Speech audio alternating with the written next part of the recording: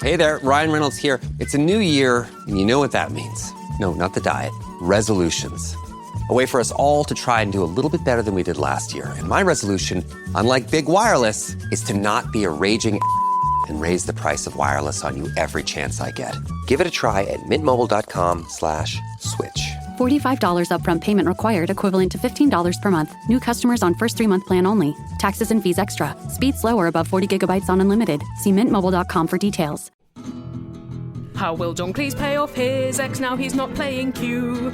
Answer me this, answer me this. What's Lisa Goddard been up to since? Give us a clue. Answer me this, answer me this. Helen and Ollie, answer me this. Well, now, since last week's episode, you've all been wondering, where does Hercule Poirot like to stick it?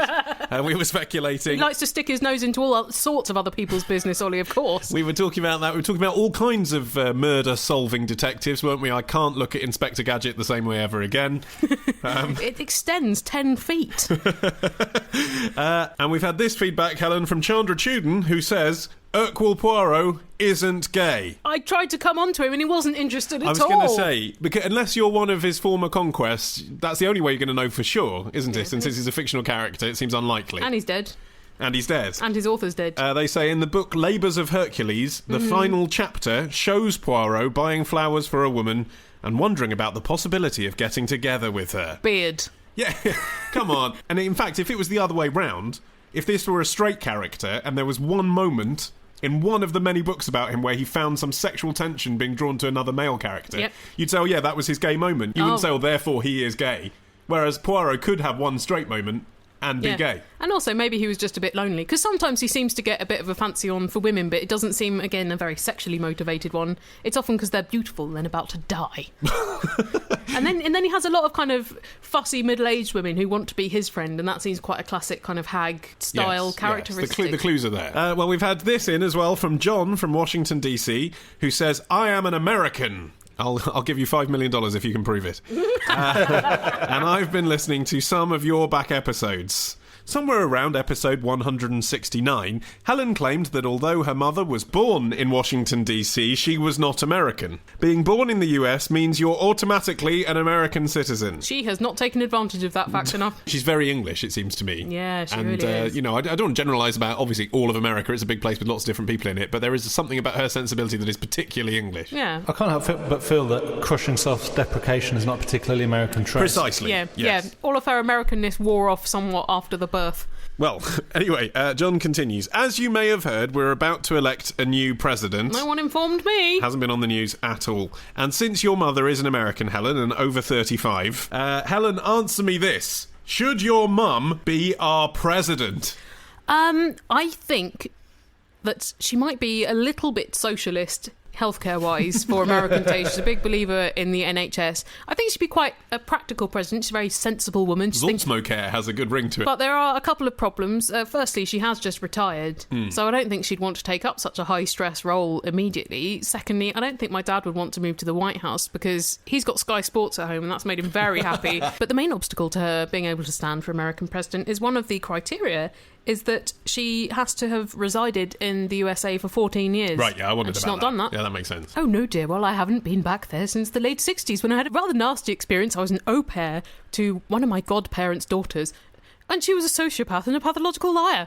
So the experience soured me after that. You know, in the entire history of the Republicans and the Democratic nominations, there's only been 2 female nominations. Whoa. And both were for vice president. That's rubbish. And one of those was Sarah Palin. I mean, that is appalling, isn't it? Oh, God. I mean, I know we've only had one female prime minister, but at least we got there 30 years before. You think about British politicians who could do it now. I mean, I know she wasn't everyone's favourite, but I think Louise Mensch actually had a chance, you know, in terms of profile. Well, she would have been like a female David Cameron type character, wouldn't she? Yeah, but I mean, Harriet Harperson, there was a bit of a conspiracy to get rid of her, wasn't there? The Jowler as well. Yeah. That's not going to happen. So I'm not sure we've really got anyone on the scene, whereas I think Condoleezza Rice in America... 2016, Condi, you heard it here first. We predicted the close of JJB Sports and Spain winning the World Cup on this podcast. The podcast is like the octopus that died. Yeah. What octopus? You know, the one that used to predict who would win the World Cup and then it died. Nothing else important. I didn't know. Anyway, if the octopus were here right now, it would be supporting Condoleezza Rice for 2016, I think. That is ticking a lot of boxes as well. Well, and also it will have been long enough that the association with George Bush is no longer relevant. And she's still young enough. I think what distinguishes Condi from a lot of the female MPs in Britain, and maybe a lot of the people like Hillary Clinton and Sarah Palin before, is Condi is not encumbered with a husband and family. She's got her eyes on the prize. If you look at what she was allowed to say at the Republican conference this year, she said in her speech, when I was a little girl, I dreamed of being the President of the United States. They wouldn't allow anyone else to say that. She didn't say, I dreamed of being Vice President, or I dreamed of being Secretary of State, or whatever the hell she was when under Bush. She said, President. And imagine the headlines if she becomes President. I mean, there are so many word plays to be made with her surname. Luckily we've got rice is nice. Yep, 4 years to prepare for them. Sticky fried rice. How would that work? Like if she was in a really sticky situation. That's if she's really messed up and she's getting a lot of heat for it. Yeah, special fried rice. Yeah. That's if she says something wrong about remedial people. Beans and rice. She would need to get a pet dog called Beans. People would like that. Yeah, she'd probably avoid getting a pet dog called Beans for that very reason, wouldn't she? Rice paper, when she did a particularly good yes, or a dossier. Or a dossier. Yeah. Rice cream. Yeah. Rice pudding, what would that be? Now that's hard. I guess maybe the Christmas family at the White House shot. Yeah, or if she got a bit fat because of all the stress of work. What about Rice Krispie? Yeah, I think what we're saying is it's almost inevitable just because of the headlines. Yeah. Well, here is a question from Patrick from Kent, who says, I'm currently waiting for a train at Lenham, listening to Answer Me This. About 5 minutes ago, an angry-looking man asked me what time the next train was. When I told him it wasn't for another half an hour, he proceeded to swear and throw his bicycle into the wall next to me. Ooh. Don't shoot the messenger, stranger. Yeah, it's a shame. If you told him that it was in 5 minutes, he clearly would have opened a bottle of champagne and given you a big kiss. People have funny train practices in Kent. I was once on the train. It was coming from Tunbridge Wells. It was before we got to Tunbridge, and this woman was saying to me, when we get to Tunbridge, which side will the platform be on? Will it be on this side or this side? Did she have a reason for she didn't have a stick or anything? She didn't need to know in advance. And then she asked another person, she asked the conductor and stuff, and I was like, look, just relax. If you get it wrong, it's a distance of about 8 feet. Yeah. You're not wasting that much time on it. She would have totally been able to course correct. Yeah, exactly. Although I was at a train station the other day where there wasn't a mind the gap announcement, and I've always thought those were pointless, and then I very nearly fell down the gap. You need to be told what to do at all times, don't you? Yeah, you need to be told to put one foot in front of the other. It was a big gap though, Martin. Anyway, Patrick says, needless to say, things are now a little awkward. Now, as in whilst he's still standing there tapping out this email on his phone, presumably. Yeah, waiting for another bike to be thrown at him. Okay, so he's got this angry man right next to him. What does he do? It's raining, so we're both in the same tiny railway shelter. Oh, nice. Ollie, answer me this. Does he need a hug? He probably needs a shag, but it's unlikely he wants it from you. He probably needs therapy more than either of those. It seems dangerous, he says, to hug a total stranger. You think? When only moments ago, an innocent wall took a pounding. Yeah. So, Ollie, answer me this. What can I do to make the situation less awkward? Should I go and stand in the rain, or just keep a traditional British silence? You're doing the right thing. Feel intensely awkward, tap out this email on your phone. It's half an hour of your life. You can do it, Patrick. Yeah. I think it's delightfully British of Patrick to be worried about the awkwardness rather than himself getting mashed by a bicycle flying. His concern's really for the other person's feelings, which it's very generous of him because the other person's given no thought to your feelings by lashing out in front of you. Should we chat? I don't know. You could pretend to take a phone call, couldn't you? That's a good avoiding chats with strangers. Not for 25 minutes, Helen. You're going to play both parts of the conversation for 25 minutes in your head. That's really hard. You hold out your phone to your ear, listen to a podcast, but just go, oh yeah, yep. Phone acting is the hardest. When you have to pretend someone's on the other end of the phone saying something, is the hardest thing. Look, the guy is crazy and angry. I don't think he'll be going, that is not very Stanislavskian of Patrick. If you've got a question, email it in to Martin the Soundman, Holly and Helen.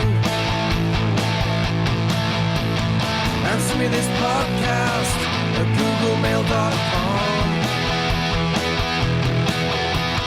Answer me this podcast at googlemail.com.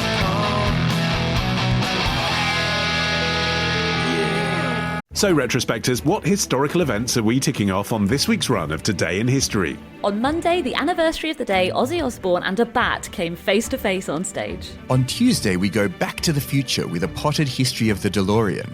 On Wednesday, why is the Pope guarded by those guys in floofy hats? On Thursday, how the Rock and Roll Hall of Fame ended up in Cleveland. And on Friday, was Henry VIII really an asshole, or was it just the result of a jousting accident? We discuss this and more on Today in History with the Retrospectors. 10 minutes each weekday, wherever you get your podcasts. Here's a question from Denim in Nottingham. Amazing. Yeah, it's the first time I've had a question from a fabric. There was a DJ called Daryl Denim. Do you remember that? Wow, what station was that? Sounds commercial. Yeah, it was Virgin, about 15 years ago. Hi, I'm Daryl Denim. I'm Daryl Denim, Yeah. and this is Daryl Denim's Drive Time. It's good that they gave him drive time. Or was he on at like 12 o'clock in the afternoon and he was like, no, I'm going for the alliteration. Yeah, it had to alliterate. Do you think when he got his supper ready, he'd go, this is Daryl Denim's dinner time? Quite possibly, yeah. Delicious. Yeah, Daryl Denim can't go to bed, it doesn't alliterate. Daryl Denim has severe sleep deprivation. Anyway. Anyway. Yeah, good name. Denim in Nottingham says, Ollie, answer me this. When an animal is put out to stud... I can see why you're asking me this question. You spend a lot of time wanking off horses, That's right. Is that Yeah. why you're saying Yeah, that? that's Right. very good. Why is it called out to stud? The word stud comes from the Old English stod, which meant herd of horses. Good thing you did all that Anglo-Saxon in your first year of your degree. That's obviously where it came from. Is that because horses were always stood about? I don't know, Helen. I just know that's where it always was, where a herd of horses was kept, and then it became where you send a horse off to do its shagging, right? So that's Right. that's that. Oh, right, so like a horse's sex dungeon. Exactly. But let me move on to some fascinating facts about horse studding, because this is amazing. You're going to start talking about teaser mares. Yes! I can't believe Martin knows about I that. know all kinds of shit. Actually, I was about to talk about teaser stallions. I don't know about teaser stallions. Well, Okay. that's more like the playgirl of horses, isn't it? So, have you never heard of teasers? No, I haven't. No. Enlighten me, please. I never had in this context either. Right. It's what Martin used to beat off to when he was a teenager. Yeah, Teaser Mares is his favourite website. Okay, so what this is, right, is in thoroughbred horses, Yeah. which is basically what's keeping the whole stud market alive. Yeah, well, you wouldn't waste expensive stud sperm on a rubbish horse, would you? No, well, it's not that. It's that if you're breeding a miniature or a trotter or a quarter horse or whatever... Trotter? Yeah. Quarter horse? What's that, like a quarter chicken at a pub? then you can use whatever sperm they have frozen, that's fine. Uh-huh. But if you're breeding a thoroughbred horse, the Thoroughbred Association specifies that it has to be natural fucking that's brought about the conception. That's beautiful. What if the horses just don't fancy each other? Yeah, well, this Wow, is this is it. right? So this is what the teaser stallion is used for. So because the horses are worth potentially hundreds of thousands of dollars, the teaser stallion tries it on with the mare first to see if she's going to kick him. Because if the mare's going to kick out, then that could damage, it could wipe thousands of dollars off the value of the stallion balls. that's actually the thoroughbred stallion. So they try the teaser stallion first. Teaser stallion never gets any. The teaser stallion is often behind bars. It's like a fluffer. But yeah, he's a fluffer. Oh. But he goes up, wangles his thing at the teaser mare, and if she doesn't kick out, then they bring in the real boy. What if the real stallion doesn't want to do the mare? Well, this is why we need the teaser man. I hadn't read that stallions often lash out at mares they don't like. I think they're just not interested and walk away. Well, the story I heard was that the way I had teaser mares explained to me was that When a horse and a mare love each other very, very much.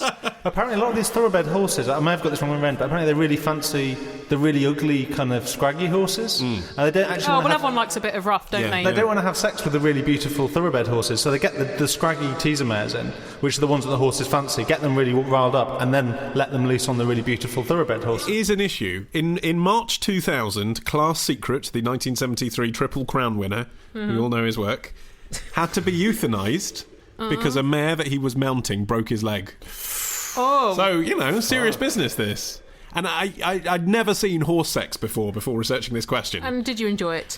It's pretty graphic, but it's astonishing as well to think that in that 30 seconds, because that's all it lasts in some of these videos. Really? Yeah. Not always, sometimes it lasts 10 minutes or whatever, but sometimes you can earn like $500,000 if you're a stallion of repute. If only you could get $500,000 for 30 seconds fucking. All thoroughbred horses have the same official birthday, which is January the 1st. Really? And that's because... Oh, that's a bad birthday to have because everyone's busy. It's because...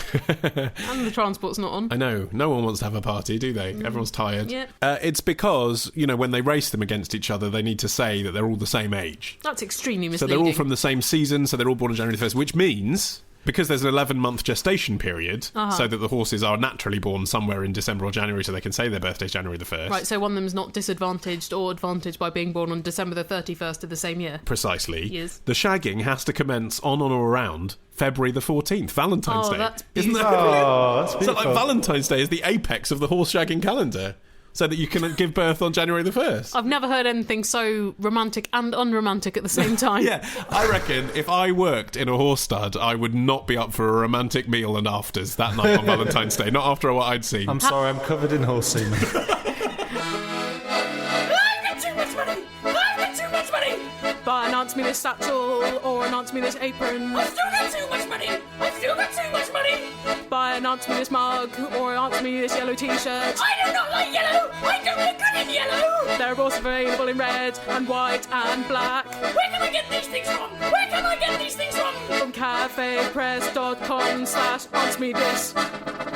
I've got too much money! Oh no, I haven't anymore because although the items were very reasonably priced, the import duty was cripplingly expensive, but no matter, it was still worth it because I'm a fly mofo! Here's a question from John, who says he is aged 19 years and 1 month. And he is from South Oxfordshire. Oh, good. It's odd that he's so specific about his age, but not his location. It is odd. In a way, it makes me feel less guilty if we're rude to him later, because I think he's a bit odd. Right, odd John proceeds. He says, Ollie, answer me this. What is the deal with and point of in-store radio stations? I was in Asda in Tilehurst this morning. Asda FM played Spice Girls and Steps. Was it also the 90s this morning? So Asda have 167,500 staff. So that's why they have a radio station. Never mind all the customers that are there. It's just to entertain the staff. Well, John has more queries, Ollie. Right, Maybe you okay. can satisfy. He says, are we supposed to believe that there are DJs sitting in a studio in Asda somewhere playing all this shit? I don't know what we're supposed to believe, but there are DJs, and they've all got radio experience, and they're proper professional DJs, but they're not sitting in an Asda. They're sitting in a company that makes this show for Asda. And do you suppose it's based in Leeds. And also, it gives the customer a sense that the music has been curated, especially for their shopping experience. It's about bringing the brand to life. And in practical terms, I'd imagine it's easier than them choosing their own compilations or playing another radio station, because it means someone else that they're paying for the Asda radio has to deal with the PRS forms. Yes, quite right. John says, also, Yeah. who aspires to be a DJ on such a pointless radio station? Someone who's had a career in radio and now wants to make some money out of the corporate sector, perhaps has lost their job on their local station and just wants some money for their talent. It's hard to be in radio. That's right. I mean, we wouldn't rule it out. John ameliorates his wrath against this soundtrack to his shopping experience. He says, I have absolutely nothing against music playing in shops. Yeah, the evidence isn't backing that up, mate. I work at Waterstones, the Oxford branch, where you did a signing once. Oh. It was a good time. Yes. Maybe John could set himself up as being the Waterstones DJ. Yeah, absolutely. That'd Take be their cool. example, yeah. He says, why do they call these radio stations? Because it just makes it a bit less clunky when they're running promotions than if they don't call them radio stations, and that's why. Yeah, I mean, if they said, hi, this is Asda's in-store sound system that is currently replacing your interior monologue, it's not as snappy, is it? Well, it's just it's a bit clunkier, isn't it? If they play a song, it finishes, and then it goes, walking on sunshine, and then someone just comes on and says, aisle 15, cheese. Whereas if a DJ says, that was chosen for Janice from Ludlow, and on aisle 15 at the moment, there's a great deal on cheese. You're listening to Asda FM. You see the difference? And stay away from aisle 8. Mr. Sands will be there in a minute. There's another serious reason as well, of course, in Asda's case, which is they... to cover the screams. They sell music. So they have a CD. Asda sell 15 million CDs a year. If we haven't already driven you nuts by playing Rihanna at you for your whole hour in here, you can buy it from aisle 12. Listen in the car. But seriously, I mean, that must be a huge part of it. Yeah. And I read this really interesting article about how they censor some of the songs. Because, for example, LDN by Lily Allen, that's got the word Tesco in it, which you're not allowed to say on Asda FM. It's got a filthy mouth, hasn't she? Presumably they went strong on Fuck You Very Much. They playlisted that. You're not allowed to say Tesco. Does that mean they won't play any songs by James Morrison? Quite possibly, yeah. Or Jamie Liddell? They probably wouldn't anyway. It's a bit experimental. Hi, Helen and Ollie. This is Andy, normally from Stavanger, currently in Rome, ripping it up with my mate Adam. And we were just wondering, where does the term come from when in Rome... ... Why Rome and not Paris or I don't know, Washington or New York? Well, presumably the idea of talking about the Romans as a historical group They were very influential. It's a bit better established, isn't it, than talking about the New Yorkers or the Parisians. So even though you're talking about modern Romans by saying when in Rome rather than the classical Romans, the concept of talking about the Romans as a group feels more familiar. Do people call modern-day dwellers of Rome Romans? That'd be funny. That would be funny. It's the Catholic Church, because it had many centres of power in Italy. And in about 387 AD, St Ambrose, who was the Bishop of Milan and also the patron saint of bees and wax refiners... Right. Those are probably the same group at one point. Yeah, good point. It's synergistic industries. I mean, at one point, was there then some sort of union strike of wax workers? Yeah, I will not work with those bees. Those guys are dicks. He advised St Augustine. He said, "When I go to Rome, I fast on Saturday, but here, i.e. Milan, I do not. Do you also follow the custom of whatever church you attend if you do not want to give or receive scandal?" Oh, so what how he meant tedious. was, It's a religious question all along. He meant it's not worth getting all het up and disobeying the Roman church in Rome. You know, it's just not a battle worth fighting because it's not important. You might as well just do their silly little rituals. Right, but okay. You don't have to in Milan. Why don't you just go with the flow of whatever place you're in? That was his implication. Now, that's interesting because the sort of undercurrent of assimilation behind the phrase has always troubled me slightly without even knowing that it was a religious thing. Mm-hmm. So when people say, you know, do as the Romans do when in Rome, I kind of think, well, why should I do, you know... You don't want to stick your head below the parapet. You're only man. Well, no. Why can't I do as Londoners do, because I'm from London, whilst having empathy and understanding for what the Romans do? Like, not insult what the Romans do, but I am a British person going to Italy. Why should I pretend to be Roman? Why do I have to completely assimilate my culture? Well, I agree, but isn't that the sort of logic that leads to people going on holiday in Rome and then going to the nearest place that serves fish and chips for dinner? Because they don't want to experiment with the local food.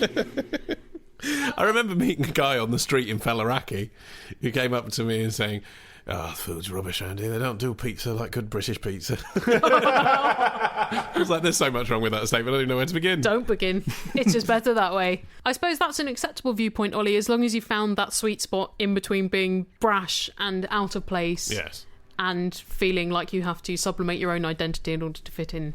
Because actually, when the Romans are here, I like to see their Italian passion. Yeah. I don't like to see them completely pretending to be Londoners. You don't like them keeping their arms rigidly by their sides as they talk. Exactly. Hello, I'm Morrissey. Oh, I haven't got a stitch to wear. I'm always nude. So I called Helen and Ollie on 0208 123 5877, but then a strange fear gripped me and I just couldn't ask. Okay, here's a question from Adam from Partridge Green in West Sussex. It sounds picturesque. It does. He says, Helen, answer me this. Is it true you have to have your appendix out before going on an expedition to the South Pole? I'm not planning on going anywhere, I'm just curious. Yeah, if you want to go to East Sussex, Adam, you have to have one of your lungs removed. It's the driest, windiest, coldest continent in the world. It's plausible, hot. Isn't it, this? It would suggest that you would also have to be a super being that was not going to have any other sudden ailments as well. And I have actually looked into the medical guidelines issued by various bodies, such as NASA, and there doesn't seem to be any implication that you have to have your appendix out before. But I'd imagine that if you have any previous appendix tenderness and stuff, they would probably frown upon you going. Well, this is it. I mean, if you fall over in Antarctica, being rescued takes not 10 minutes, but days. Yeah, and sometimes they can't get you out because of storms and winter and stuff like that. There are medics at various bases in Antarctica, but I think at the South Pole itself, there isn't somebody that can do more than first aid essentials. But in 1961, 27-year-old Leonid Rogozov took out his own appendix because he was the only medic. And so he thought, well, I have to do it. And a mechanic assisted him. Ooh. Cut it out himself. It's a bit like Prometheus. Spoiler. That's pretty amazing, actually. But what they do all seem to be insistent upon is that your vaccinations are very up-to-date, like MMR and polio and tetanus and flu, because the communities are so tightly packed. If one person gets it, everyone's going to get it in the base. And what about getting a psychological test, Helen? Because you're clearly a lunatic if you want to go to the South Pole. I think even if you're not a lunatic, Ollie, I think the isolation and all of the whiteness and maybe the permanent darkness if you're there in winter can... And a wind chill have temperature an effect. colder than minus 100 degrees Fahrenheit. Look, and visibility less than 100 feet. I think you've got to enjoy extreme weather. What is there to enjoy in that? I get that you'd enjoy afterwards telling people you'd done it. It's peaceful.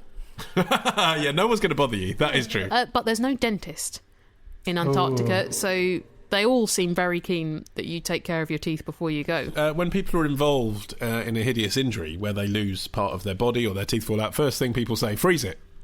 Freeze it, take the doctor. So you're sorted from that point of view, aren't you? No problem finding the ice. If so, you accidentally chopped your cock off, probably keep it it's fresh be for in months. perfect condition, 100 years probably. Here's a question from Emily in Exeter, who says, my housemates and I were watching the Jim Carrey classic Dumb and Dumber. I'm sorry, I don't mean to laugh, Emily. You're right. It is a classic. Should she laugh? I mean, is it a funny film? I've never seen it. I saw it when I was 14 and I thought it was okay, which makes me think it's probably not very good. Yeah, that's not a ringing endorsement from 14-year-old Ollie Mann. Well, I mean, it's for 14-year-olds, isn't it? And if I thought it was just okay then, it probably isn't amazing. She says, Ollie, answer me this. Are there any legal restrictions on covering a car in fur to look like a massive dog?